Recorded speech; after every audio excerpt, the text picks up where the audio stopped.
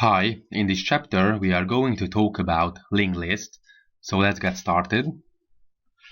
In a linked list, each node is composed of a data and a reference or a link to the next node in the sequence. It is very simple and very common data structure, and they can be used to implement several other common data types such as stacks or queues. The principal benefit of a linked list over a conventional array is that the list elements can easily be inserted or removed without reallocation or reorganization of the entire structure, because the data items need not be stored in memory or on disk in one block. We are going to see a quick illustration concerning this problem. An array has to be declared in the source code before compiling and running the program. It's very important that we have to compare array lists versus linked lists, because, for example, in Java we have the list interface, and both array list and linked list implement this interface, and we have to decide, the programmer has to decide that what data structure he or she is going to use. And that's why it is good to know the difference between arrays or array lists and linked lists. So an array has to be declared in the source code before compiling. And on the other hand, linked lists are much more dynamic. On the other hand, simple linked lists by themselves do not allow random access to the data, and this is the main disadvantage of linked lists. So many basic operations, such as obtaining the last node of the list, or finding a node that contains a given data, or locating the place where a new node should be inserted, may require sequential scanning of most or all of the list elements as far as linked lists are concerned. So what's the problem? For example, here we just have to, I just want to summarize the time complexities for linked lists and arrays or array lists. And because the main advantage of arrays is that with the help of an index we can get an element in constant time, so order 1. With linked list we have to iterate through and go through the whole list in order to find a given node, which is going to yield linear time complexity. On the other hand, if we want to insert at the beginning, then linked lists are very convenient. We can do it in constant time complexity because we just have to update the references. As we have studied, the linked list consists of nodes and pointers pointing from a given node to another node. In an array, if we want to insert at the beginning, we have to reconstruct the whole data structure, and that's why it is going to be of linear time complexity.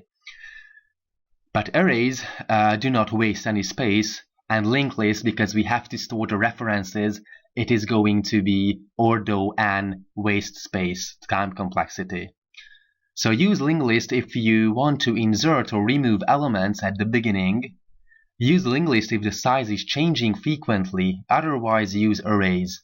So as you may see, the linked lists are much more dynamic data structure. We can change the size whenever we want, but the size of the arrays have to be set at compile time. So we have to specify how many elements we want to store, so it is not so dynamic. But it depends on what kind of problem we want to solve with these kinds of data structures, and arrays have some advantages and some disadvantages, of course, and linked lists have some advantages. So use arrays if you need random access, because you can do it. It can be done very quickly in constant time complexity. So for example, what's the problem with array list? We have a list containing 1, 2, 3, 4, 5, 6, 7, 8 items. For example, we want to get rid of the 0. So we want to remove the 0 from the array. Okay, it's very easy. We just have to delete the 0. But the problem is that we have to reconstruct our data structure. We have to put each item and keep swapping these items until we have reconstruct the whole array. And that's why the time complexity for deleting, for example, an element from an array list is linear time complexity. It's very not very slow, but it's not as fast as for linked lists. On the other hand, for example, linked list, we have 1, 2, 3, 4, 5 items, and in order to be able to detect the end of the list, the last node is pointing to a null.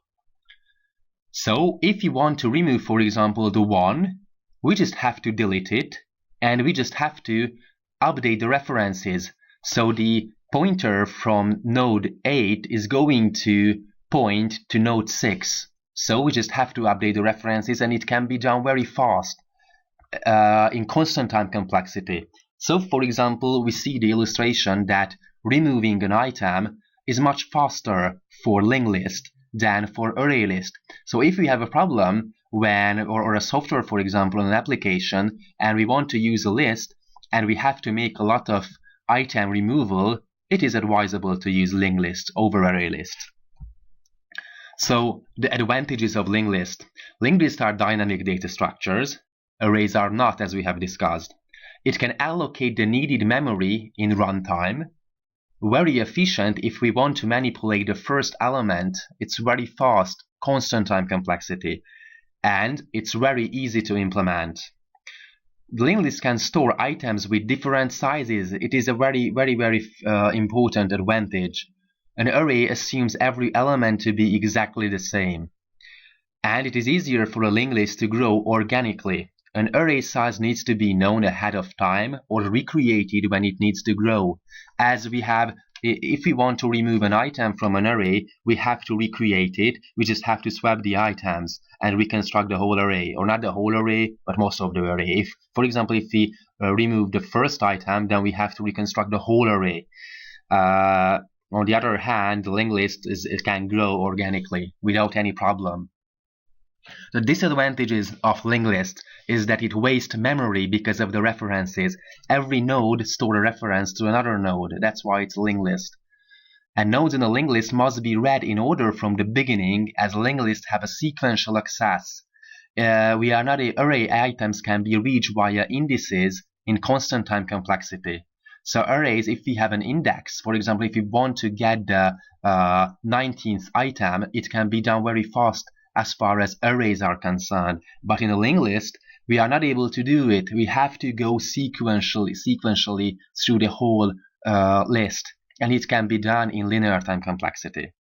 So difficulties arise in linked lists when it comes to reverse traversing. Singly linked lists are extremely difficult to navigate backwards.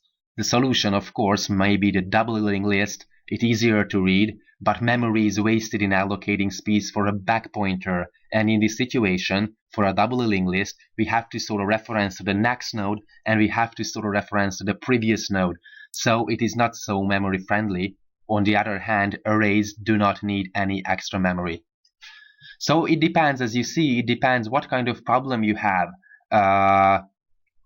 If you want to, you have a whole data set, for example, and you want to get the items with the help of indices, it is advisable to use arrays. If you have, for example, the problem that you have to manipulate and keep removing items from the given data structure, it is advisable to use linked lists.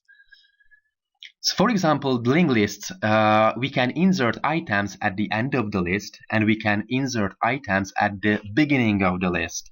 So for example, if we want to insert at the end, of course, the first item is trivial. We just have to insert the 1, and it's going to point to a null. Why? Because with the help of this null, we can decide that it is the end of our list.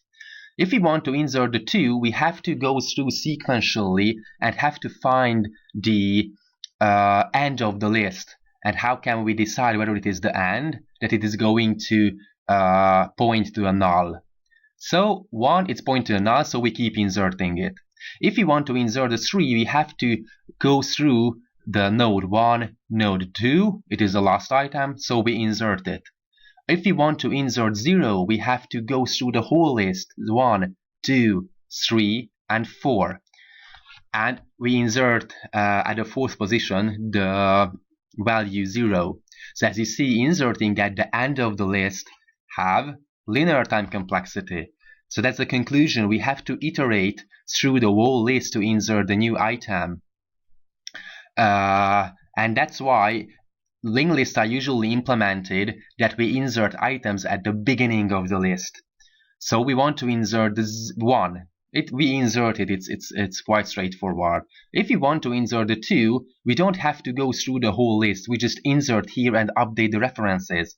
Insert 3, we insert at the beginning and update the references. Update the references mean in this situation that we point the node we want to insert is store a reference to the next node, and we are going to point it to the previous first node, and that's all. For example, if we insert 2, for example, if we want to insert 2, then we update the reference that now the node 2 is going to point to node 1.